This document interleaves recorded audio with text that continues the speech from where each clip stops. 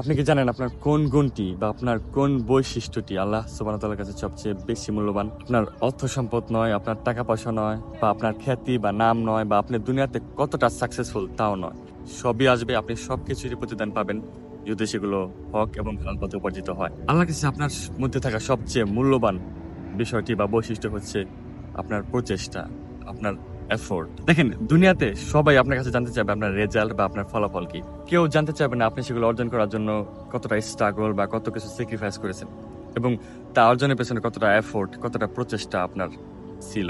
আসলে এটাই স্বাভাবিক যে আমরা মানুষেরা কেউ কারো কষ্ট, কেউ কারো স্ট্রাগল, স্যাক্রিফাইস, ব্যক্তিগত জার্নি সম্পূর্ণভাবে বুঝতে সক্ষম নই।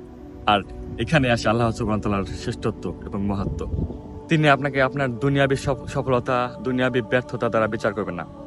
একমাত্র আল্লাহ সুবহানাহু ওয়া তাআলা দেখবেন আপনার প্রচেষ্টা। তার দিনের পথে চলার জন্য কতটা সিনসিয়ার এবং কতটা অনুগত ছিলেন, বা কতটা প্রচেষ্টা আপনার ছিল শত বাধা থাকা সত্ত্বেও। যেমন শেষ বিচারের দিন এমন অনেক নবী রাসূল থাকবেন যাদের দাওয়াতে একজন মানুষের দিন কবুল করেননি। তাদের ফলাফল ছিল শূন্য, তবে তাদের প্রচেষ্টা, তাদের এফোর্ট ছিল শতভাগ, এবং যা শুধু আল্লাহ সুবহানাহু ওয়া তাআলাই বুঝতে পারেন বা বুঝতে সক্ষম হন।